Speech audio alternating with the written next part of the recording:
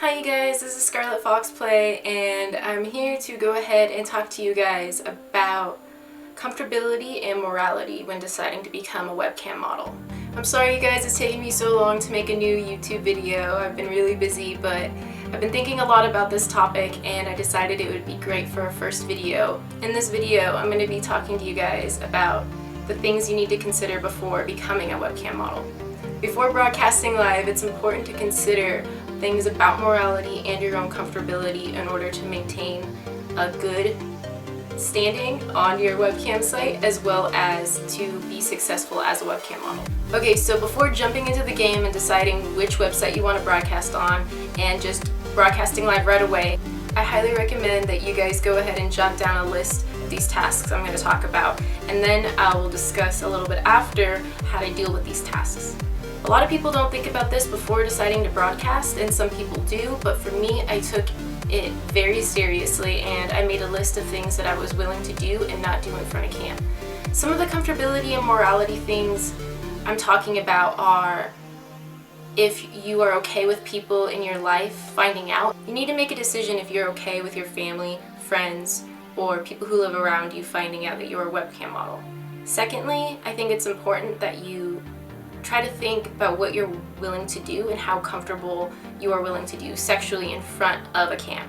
Some other things that come into play are how much you're willing to take with the shit talking and the trolling and how to properly respond to those comments. You need to consider if you're the type of person that can brush off shit talking and trolling easily, or if you get easily hurt by it. Okay, I'm going to try to help you out and tell you a little advice about the tasks that I listed. If you care about people in your neighborhood or your family finding out you becoming a cam model, you can do things like block your state region or block your country region.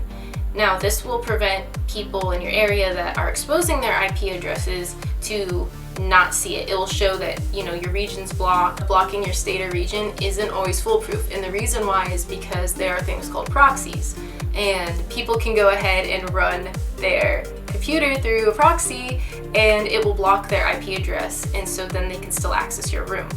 So keep in mind that even if you have your state or region blocked, somebody that you know can still see your cam, and you have to be okay with that as a cam model. I personally was extremely worried about people who knew me finding out that I became a webcam model. I feel I had a reputation I had to uphold, and I wasn't very fond of people thinking negatively about me and judging me about, working in the sex industry. I personally feel like I was so paranoid about people finding out that I deleted all my old social media accounts. I kept my Facebook open still for personal matters, but other than that, my Twitter, my Instagram, and my personal Tumblr, I deleted all of those accounts so I can start up new. When you make accounts for social media towards your webcam business, as well as your accounts on a webcam service site, that you don't link it to anything that is related to you. Don't put any nicknames, don't put any real names. Do something that would be completely separate from anyone that knows you. I would suggest that you do not post any pictures that you posted on a personal account, because those can always be linked back to you by reverse image search. When you start your account as a cam model on a website, as well as your social media, I would say put up all new content. Take new images, do new videos, everything that is separate. The one thing I did notice is that when I deleted my old accounts, I deleted my Snapchat and I deleted my Instagram. However, both of those accounts are linked to your personal phone device where it takes a number. Snapchat will require you to have a number, I believe. And the problem with that is that people can search you in your contact list. So if someone has your number in their contact list, they can search you and find you. So what I did was, I knew there were certain people that knew me by number. I didn't want them to know that I was webcamming. So I searched for them personally and I blocked them before they had an opportunity to find out who I was. In addition, if you really don't want to be found out, I would suggest getting either a new number or getting a whole new phone device.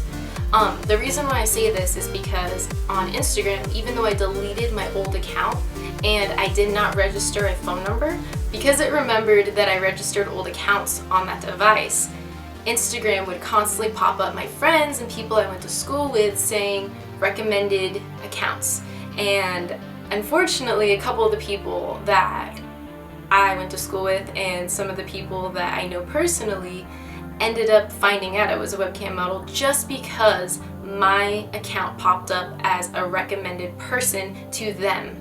I would say another precaution to prevent someone from finding out that you're a webcam model is to broadcast at an obscure time that is not in correlation with your time zone.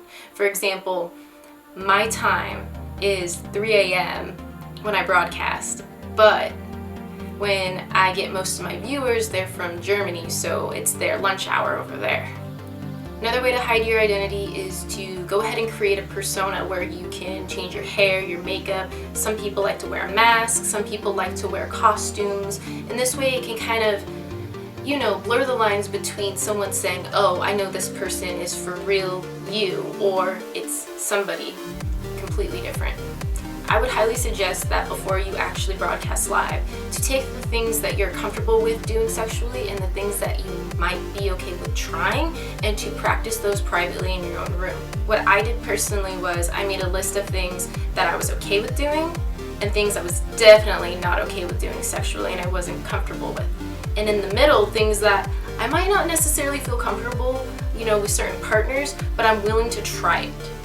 So once you have your 3 tasks of you're willing to do, you're okay maybe gonna try it, and you're definitely not gonna do, keep that paper handy. I would suggest brainstorming a little bit about if you're comfortable in a private chat or a public chat. So in a private chat, you're gonna go ahead and do customer requests and shows just with that one person or that group, so no one else will see you naked except those people that you're allowing in that room. Secondly, if you're gonna go ahead and do a public room, that means that people will tip and pay for certain requests, but you're gonna be doing it in front of a whole audience.